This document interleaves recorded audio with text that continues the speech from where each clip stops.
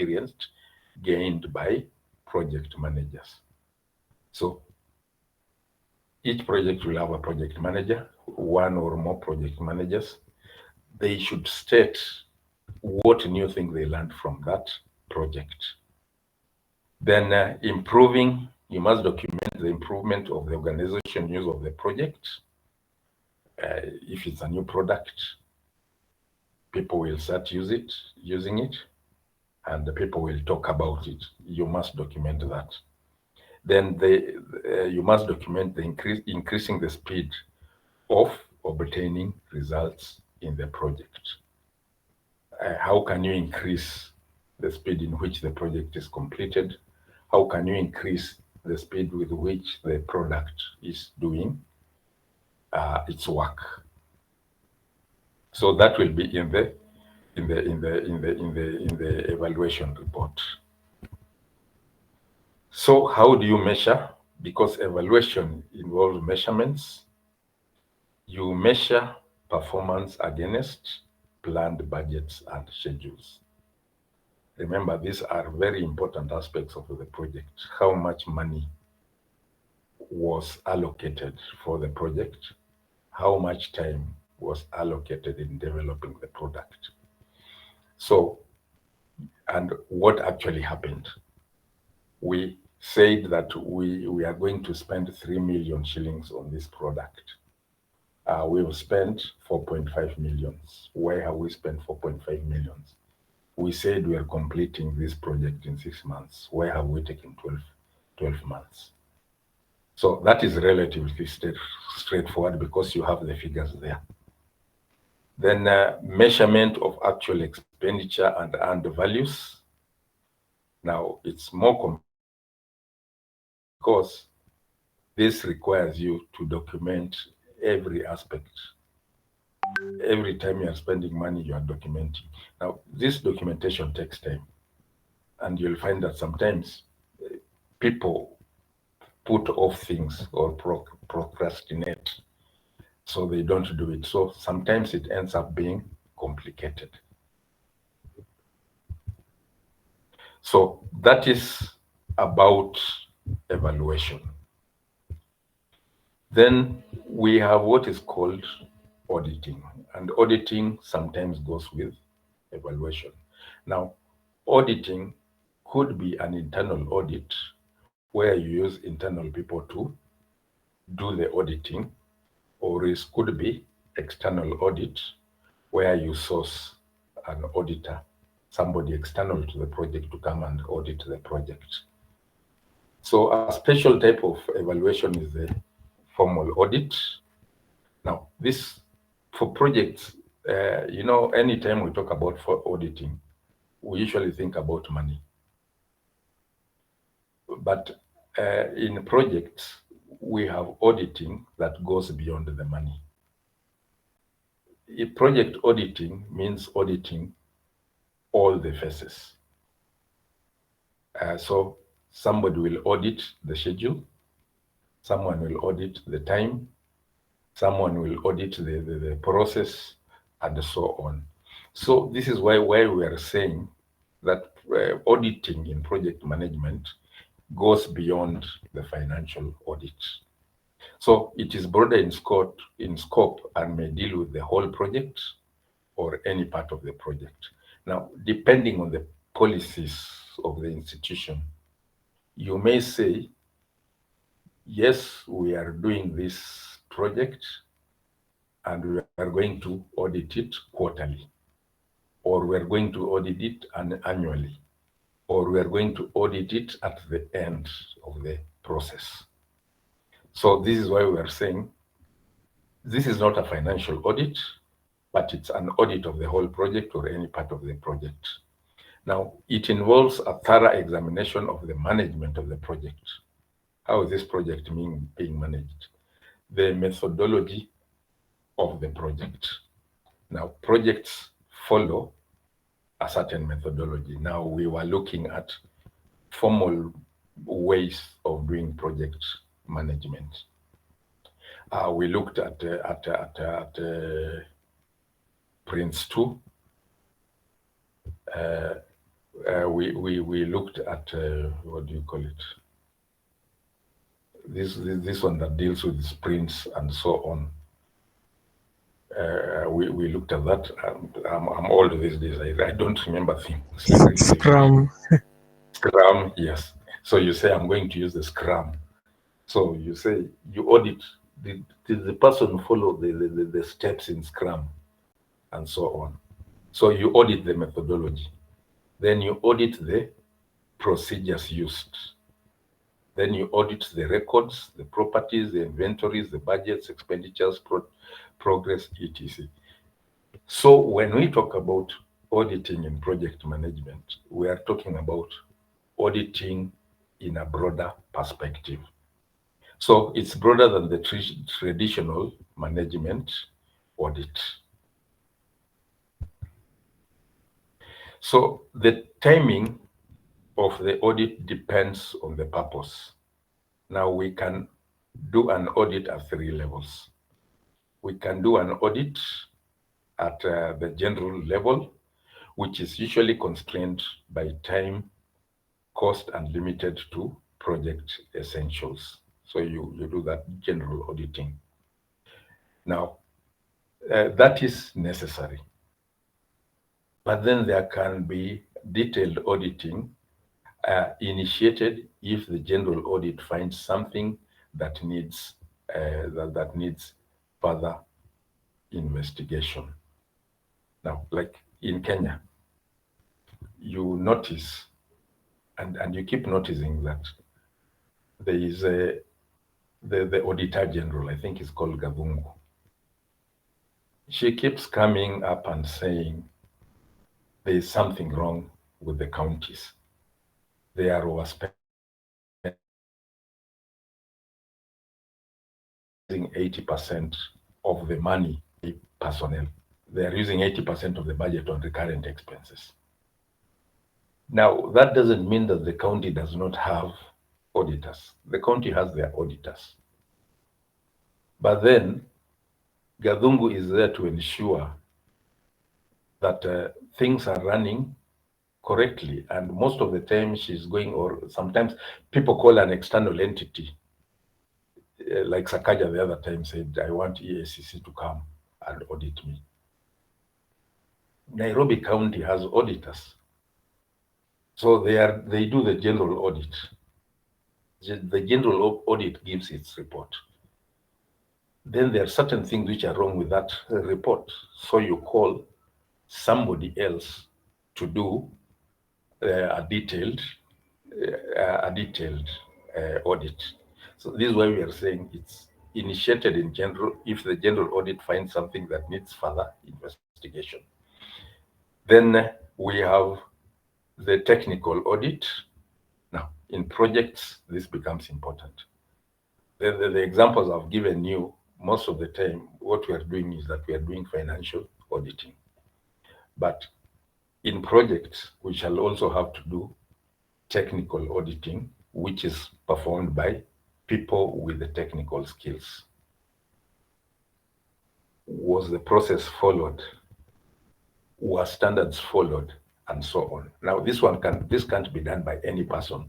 It has to be done by people who are experts in that field.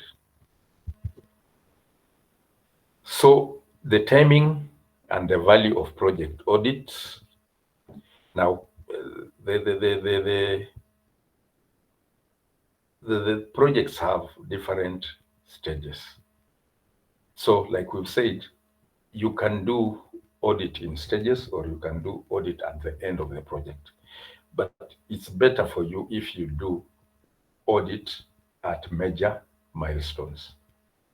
Because if you do it at the end, things will have gone terribly wrong. But if you're doing it in essential stages, you correct things early enough rather than letting things add up and then you have a wrong product. So at what times? During the initiation phase, auditing is very useful and it takes place early because you are just initiating the project. So you do an audit during the initiation phase. I'm sure somewhere along the course we looked at project initiation. So you can do the audit at the end of the initiation. During the feasibility study, the audit is very useful, especially the technical audit. Why the technical audit? Because you do a feasibility study to decide whether to go ahead with the project or not to go ahead with the project. So an audit becomes very useful because you have done the feasibility study. The feasibility study is saying go ahead with the project. But a project involves technical things. So you'll bring in technical auditors who will, you have said, let's go ahead with the project. These technical auditors come and they say, I don't think this is okay. I'm sure you live in Kenya, you know what happens.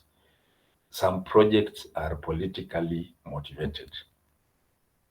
So what happens is that you award the process of doing the feasibility to people who are politically correct. So because they will gain, and feasibility studies can be very expensive. Because they'll gain, they'll be paid.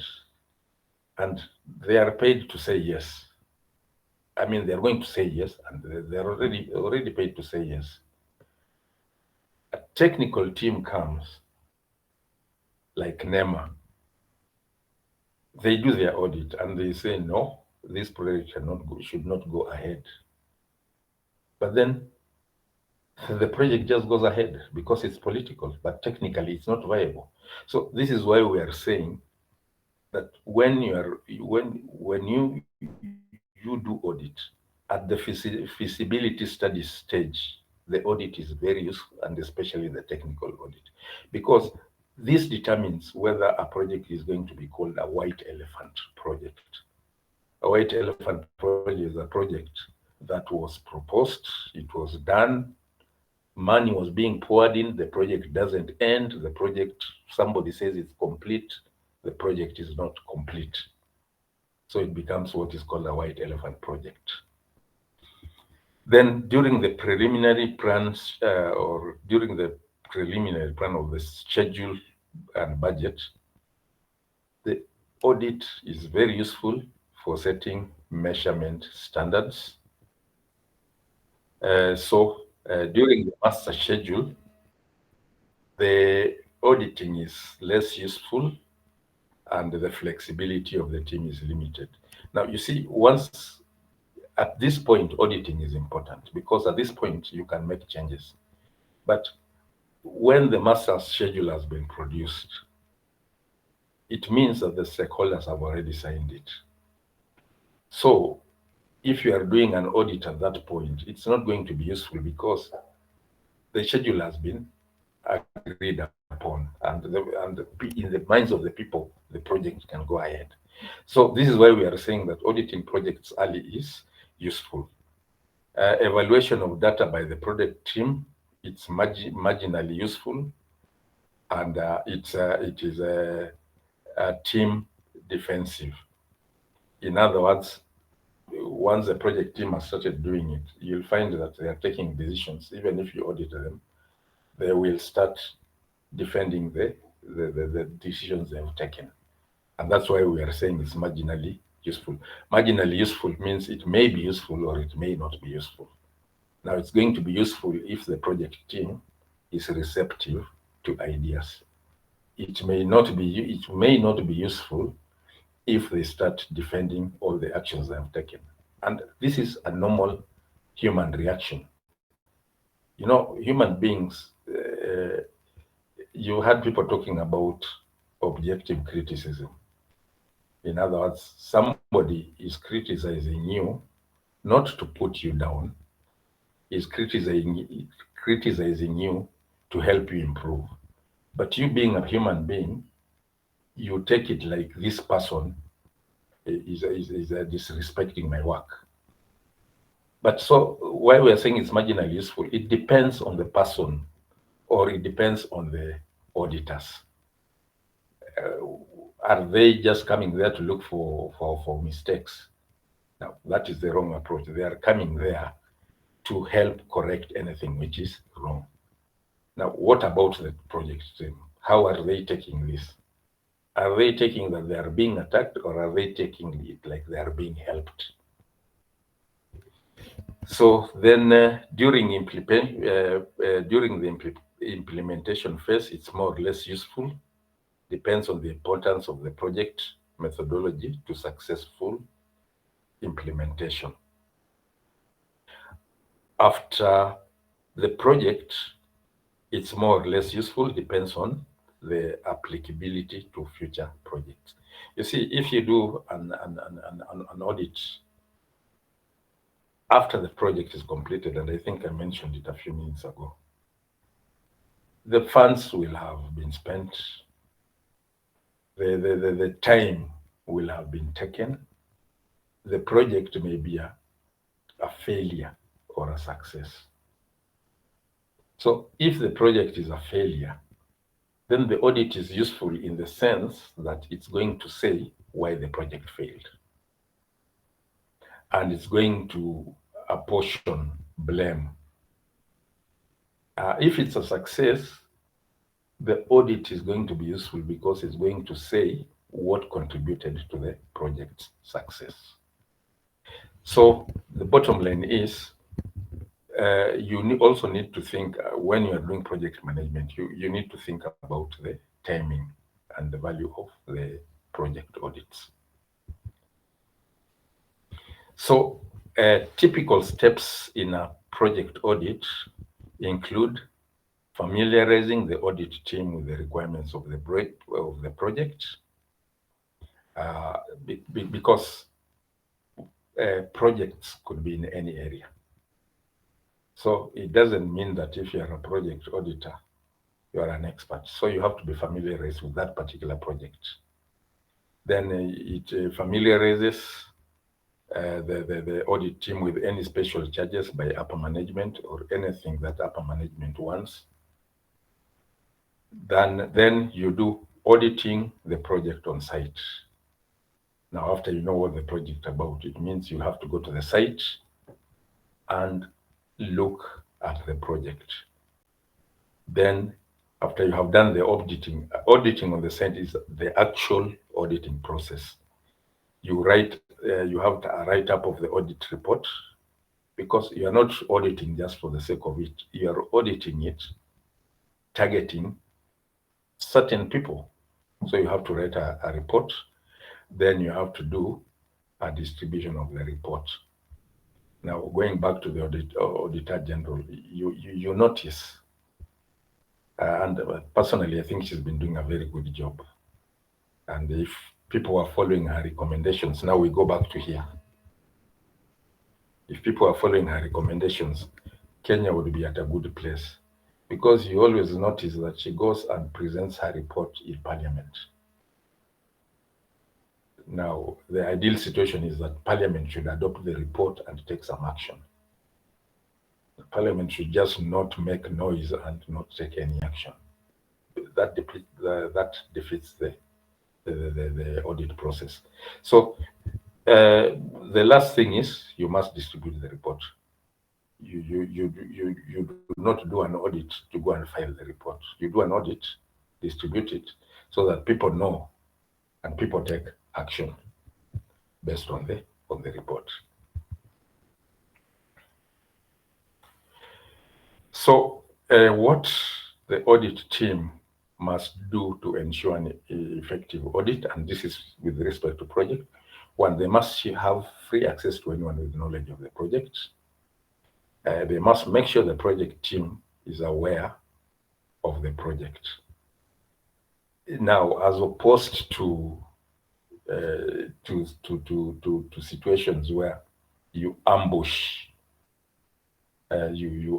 people about an audit, you should tell them that we are going to do auditing. Now, last week I mentioned about the fact that University of Nairobi is ISO certified. Now, after you get the ISO certification, the ISO team does its auditing annually. Now, they usually tell you, we are coming this week and we'll be there for 1 week. And this is what we expect. So do not ambush. Do not just walk into an institution and tell them, okay, we want this. Now, of course, some people say that is the downside, because if you tell me you're coming to audit me, I'll put my books in order. And I may be able to hide certain things.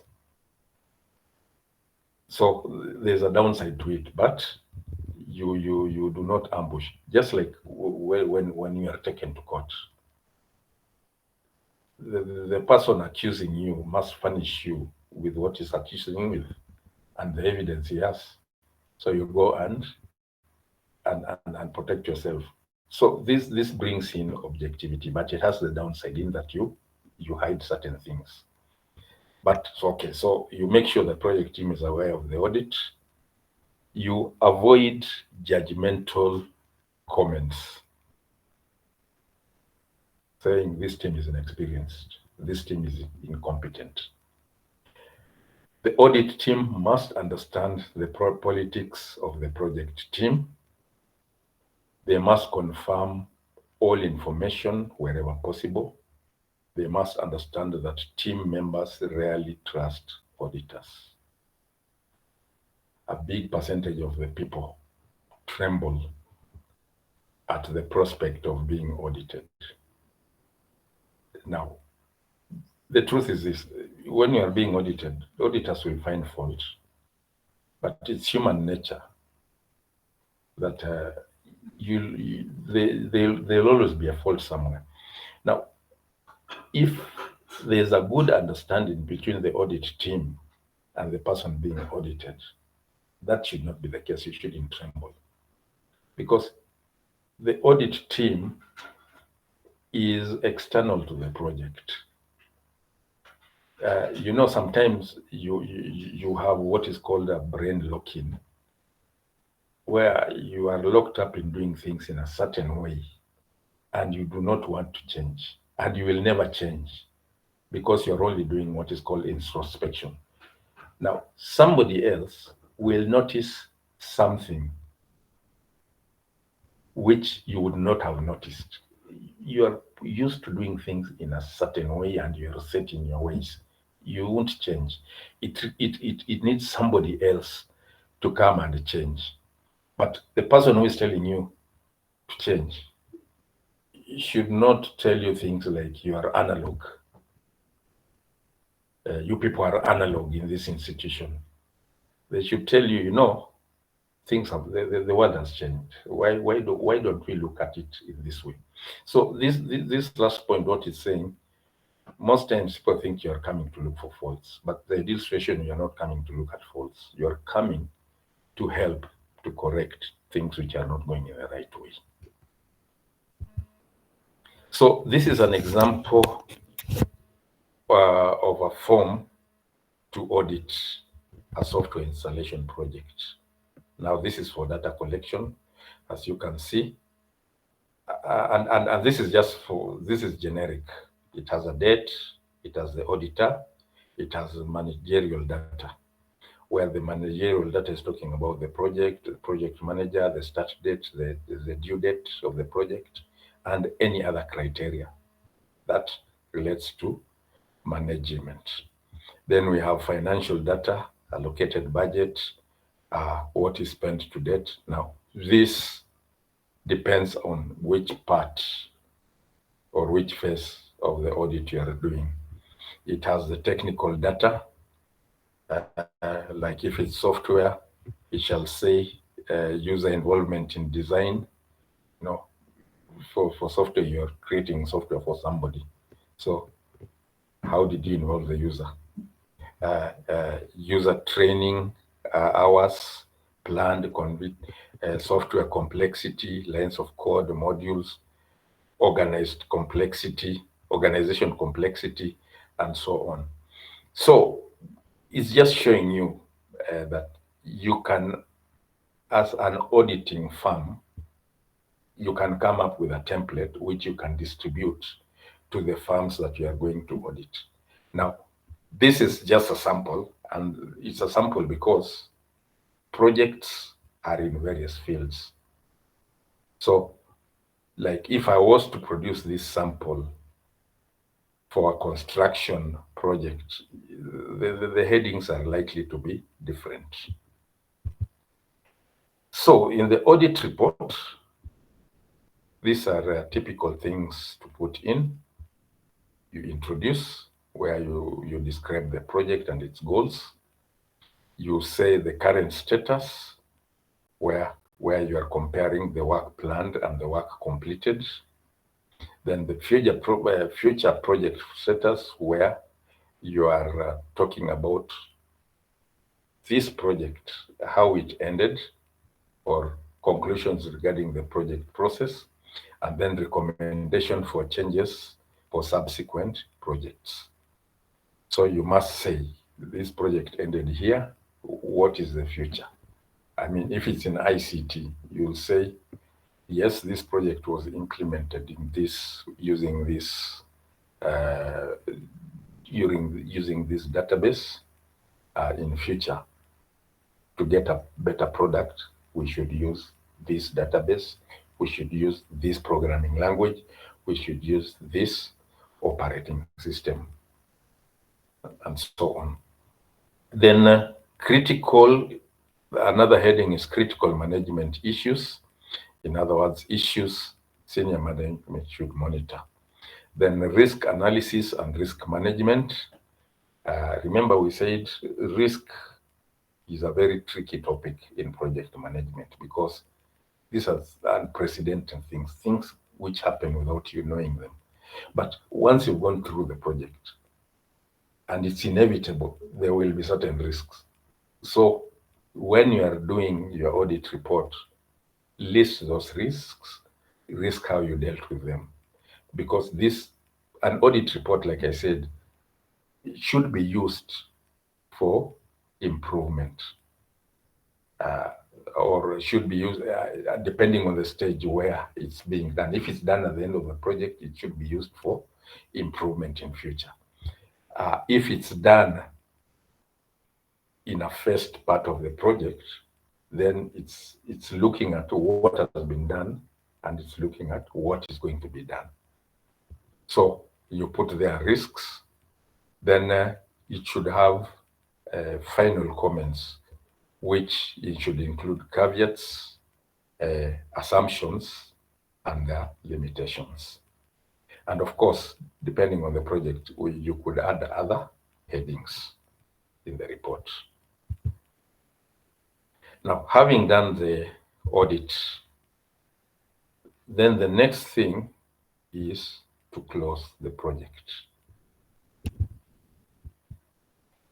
So every project is closed either quickly or slowly. And whether it's done quickly or slowly, we call it project closure. So the way it is handled may have an impact on the success of the project. This will have a major impact on residual attitudes towards the project. So the way you handle the project closure depends depends on how people view the project. Now, an example of closing a project, though it's a crude example. When Americans went to Afghanistan, the American government sent soldiers to Afghanistan. For whatever reason it was, that was a project. There's something they wanted to do in Afghanistan. I think it had to do with dealing with the Taliban, eliminating the Taliban. So they sent their soldiers. Then for political reasons, they just left. the soldiers were there, the Taliban were subdued to some extent, there was stability in the country. Then one day, politically, somebody made a decision and they just came back.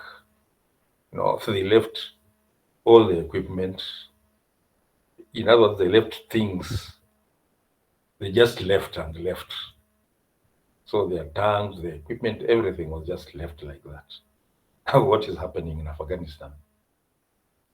There is chaos. Okay, the Taliban have taken over. They are unilaterally implementing certain things, and so on. So that's an example of a project that was not closed. Nobody is accounting for the equipment which was there. Nobody knows where it is, in whose hands it has fallen, and so on. So that is an example of not closing a project. And this is where you say it will have a major impact on residual attitudes towards the project. In some industries, the teams remain relatively intact. In some industries, the project team remains as a team. In other industries, project closure is similar to the breakup of a country. In other words, when the project closes, the team is disbanded. Now, you see a project team are people who have been employed. Now, the moment the project ends, what do? Do you continue paying them? Do you lay them off? Or do you redeploy them to other areas or what? What do you do with this project team? So it becomes important to close the project. So it's not just about delivering the product. It involves other things. There were things you are buying. Let's say you are constructing a road. You close the project. What are you going to do with the caterpillars? What are you going to do with the lorries? All that equipment that you bought, the buildings that you put up, what do you do with them? So you must close the project. So when to close the project? Is the organization willing to invest the time and the cost required to complete the project? And this is with regard to its current status and expected outcome. Now, most times we assume the sunk costs are irrelevant. Now, why do we assume this? Is because whatever you do, the money is spent. You are not going, the project has failed, you've spent money. So you are not going to tell somebody, okay, this project failed, refund me money. It's not practically possible. So the criteria commonly applied for deciding whether to close a project fall into two general categories: the degree to which the project has met its goals and the degree to which the project qualifies against a set of success factors. Now, there reaches a time when you have to make a decision on whether to close a project. And you can close a project somewhere along the line, or you can wait it to go to its completion. So, and this is why auditing becomes important. Sometimes you start a project and you burn out the budget a third way through the project. Now you have to make a decision. Do I close the project? Do I source for more funds so as to complete with the project? And this is why auditing through the project becomes important. So for you to close the project because it has failed, you close most of the time because it's failing. Or after you think that you've completed, but the money has run out, the time has run out, and the project has failed. So which are the generic factors associated with project failure? A project was not required for this task in the first place. You need to look at your strategic objective. What is my objective? this product should be making me money. If it's not going to make me money, then it's a failure. In other words, you're trying to implement a project, a wrong project. Yes, somebody is doing something, or a group of people are doing something, but finally, what they have done, of what value is it to me? Projects fail because of insufficient support from senior management, especially for unanticipated resources. Management has said we are allocating 3 million shillings for this project. As you do the project, you realize it's going to be 6 million. You go back to them, they tell you don't have that money. There's no way you will continue. Or the funder of the project tells you, I'm not giving you any more money. Projects fail because of naming the wrong project manager. Often, and this often happens with a person with excellent technical skills, but weak managerial skills. And the projects fail mainly because of poor upfront planning. Remember, we talked about planning, and we said when you plan, you anticipate. If you don't plan, that project is bound to fail. Now, 5 questions to decide which projects to continue. Now, which projects, the things you need to ask is, does it have a legal or strategic imperative? Is it a luxury? Is it likely to drive revenue and growth? Do I have the necessary technical personnel with the necessary skills and the strengths to take the project to conclusion? What are the risks to the business if we do not service the project's deliverables? So, and these are things you should do in major stages. Otherwise, you'll just continue, you'll waste time, you'll waste money, and you'll have nothing to show for it.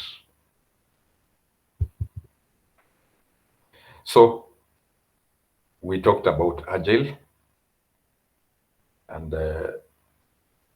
we looked at Scrum as being one of the Agile processes. So, with Agile, the project may be closed at any time. Remember, with Scrum, we talked about a sprint.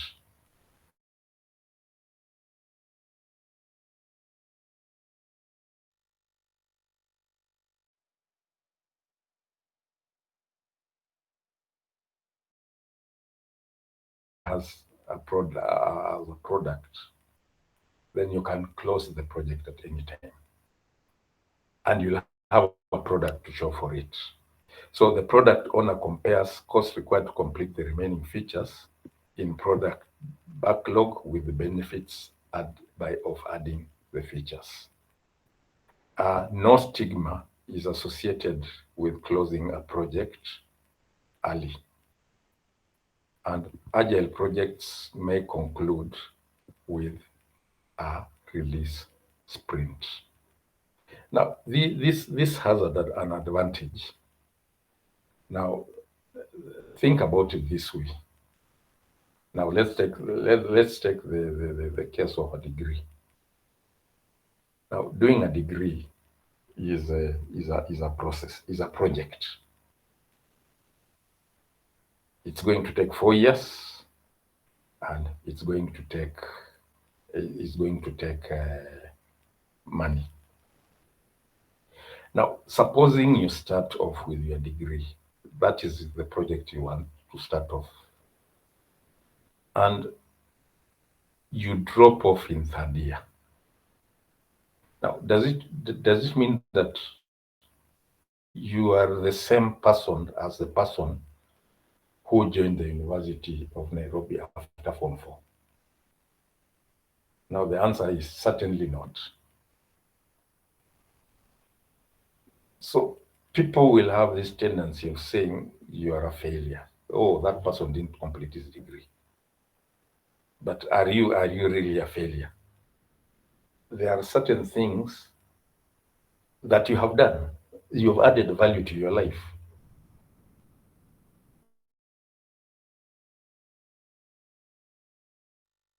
Why it's important, or why something like sprint. A few years ago, in University of Nairobi, we said after second year, if you pass second year, you should get a diploma in computer science. Somewhere along the line, that disappeared. Personally, I think it is a good thing because yes, the project was to finish a degree, but 2 years down the line, more than 2 years down the line, something has happened. Is there nothing to show for it? There must be something to show for it. Now, that is an example of Scrum in action because after every sprint, there's something to show for it. There's some value added and there's evidence of that value added. And this is what we mean by project closure with Agile. So types of project closure, we have what is called project extinction, where the project activity suddenly stops because it has been successfully completed or it has a high expectation of failure. So projects stop because they've been successful. You've taken the project with successful completion, or you've reached a point and you are saying there's no point in continuing with this project anymore. So you saw 3 weeks ago, was it called Bunge House? That project started many years ago. It's supposed to be complete. Now it's supposed to be occupied. Somebody is saying people are saying it's not complete. So now is that project extinct? I mean, has it stopped? Is it going on? What is happening? Things are in limbo. So that could be an example of a failed project. Then there's closure by addition. When an in-house project is successful and is institutionalized as a new formal part of the organization. The examination system in the Nairobi University, for example, was initially manual. These days, it's automated. Student registration, initially you used to fill forms. These days you register and you had to go to somebody to register you, the registrar. These days, semester starts, there's a website, you go and do your own registration. So that project has ended because that process has been automated. So it's closure by addition, it's already functional. Closure by integration. The output of a project becomes a standard part of the operating system of the operating firm or client. These two are very closely related. In fact, there is the boundary between them is negligible. Then closure by starvation. It occurs when it's impolitic to close a project, but its budget can be squeezed until it is a project in a name only. Now, this can be because of politics, and politics uh, play a great part in projects. In Kenya, uh, we have seen we have seen cases where we have many projects on paper. Somebody says this road was tarmacked from point A to point B. On paper, yes, that project was initiated and it was completed and the money was given. Practically, there is no project. So we call that closure by starvation. Nothing is ongoing, nothing is ongoing, or even the project didn't start at all, but the resources were given. So the closure process, the decision should be made by a broad-based committee of senior managers. Projects do not take kindly to being shut down, especially if you are in charge of a project and the project is just shut down. It's no, you are not going, your reputation is going to be at stake. So shutting down an ongoing project is not a mechanistic process. It has to follow some structure. So the closure process should be specified in the project plan. During the planning process, you remember during the planning, you set the start date, the end date. You must put the closure process in the plan. A closure manager should be appointed.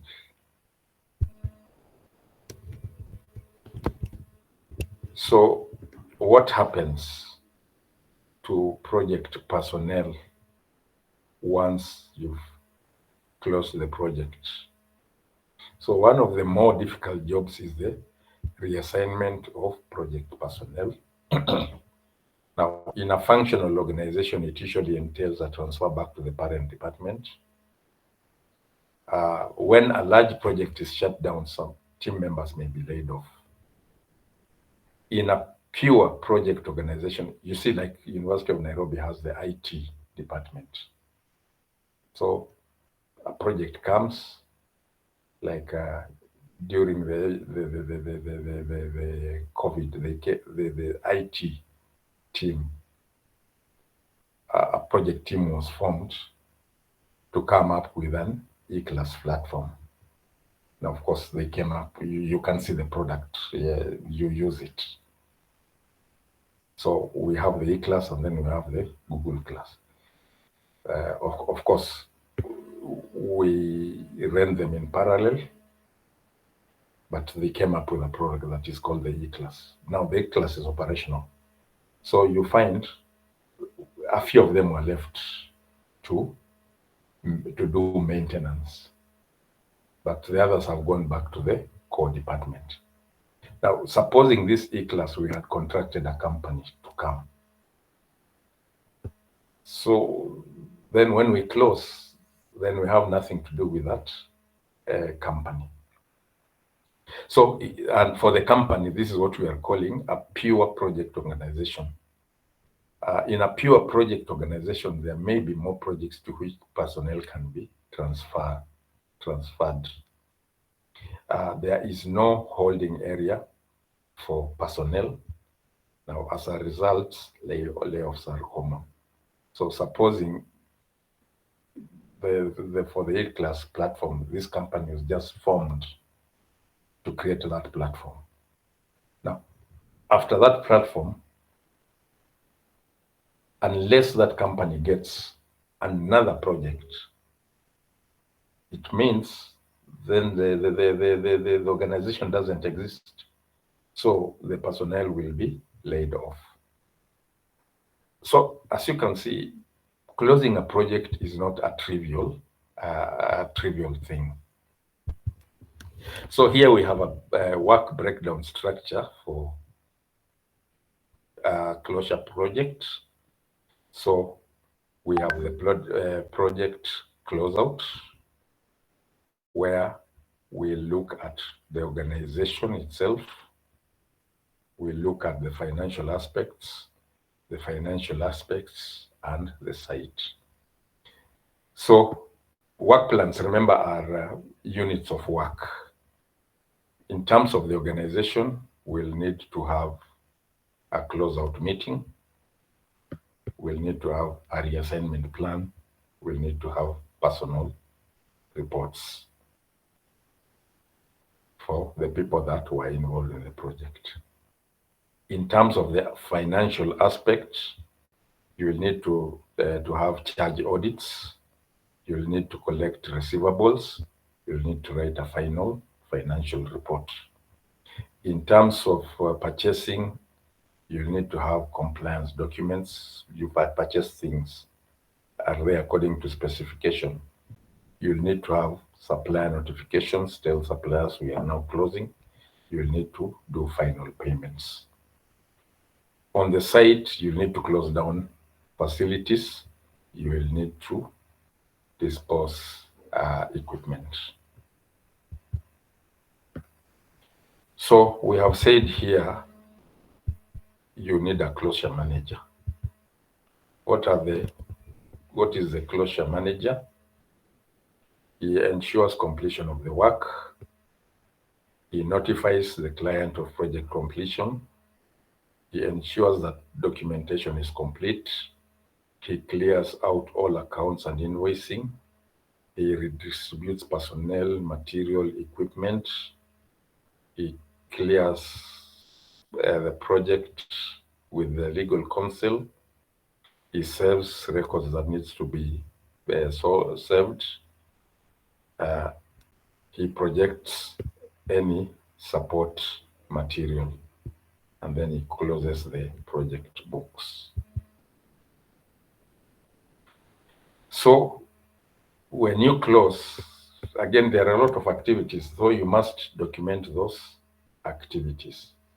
Now, those activities, the project manager coordinates the documentation of those activities. So the final report will have the project performance as a heading, what was achieved and the reasons for resulting performance. Administrative performance review, how well administrative practices worked. Organizational structure, identify modifications to help future projects. Project teamwork, talk about the teamwork. Team members work particularly well and very poorly. This forms the confidential part of the report, because I mean, if it's a company whose main task is to do project management, you will need to evaluate your personnel. Then project management techniques, recommendations for improvements in future projects. And that ends the end of the project, closing the project.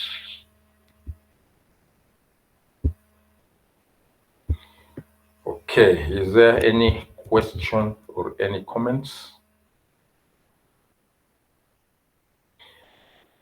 Okay, so two things. Aduma, yes? When you're mentioning about evaluating and auditing for now, I want to contextualize for Kenya. In terms of the domain I want to pick is the football domain with IT. Why is it that up to now, and we are digitizing so many services, that we've not had an audit on FKF to allow us to do data science? Like you see in the West, they use all these technology. And yeah, because even the floods thing really shocked me. Like we're not prepared for the floods, and we're in a metropolitan county. So Yes. yeah, I don't know why football and IT have not been integrated properly yet in Kenya, and how can we overcome that? The thing is this, IT, okay, if you want to digitize, then you must have a project. Now, that project, or rather, that project is supposed to collect data and store data and efficiently manipulate data. So you must put a system in place. So putting a system in place then becomes a project. Now, going back to Kenya, why is there resistance to digitizing? Now, there's resistance to digitizing because of politics. That's number one. You know, when you digitize information pertaining to a certain organization, you are making it visible. Now, corrupt systems do not like visibility. Now, leave alone FKF. Look at Nairobi County, what was called the City Council. How much money was put into coming up with the systems for digitizing their revenue collection? Go to the Ministry of Lands. Why is there resistance to digitizing the title issuance process, title deed issuance process? It's because, one, it's political. You don't want things to be visible. Two, you want to steal. You know, the moment you digitize, it means that you are able to produce documentation. Now, this documentation can be debated. So I don't know whether I'm answering you as to whether, first of all, those systems don't exist. Now, for those systems to exist, there must be a project. Somebody must undertake to do a project to implement them. But here are people, and you notice that these people are the same. They are the same people. They've been in these positions for time immemorial. They don't want to leave. Now, they know that the moment we digitize, our operations will be known, our operations will be transparent. They don't want that. They want to do things in a black box. So going to project management, digitizing, we are not saying that digitizing is certainly good, is what we need. But to digitize, it just doesn't happen that. Digitizing means implementing systems. Now, to implement those systems, then you have to have a project. And that's where project management comes in. So the thing is that the systems are not there. So I don't know how you're asking it or how you put Yeah, it, but the yeah, systems are not there. yeah, it makes sense. Yeah.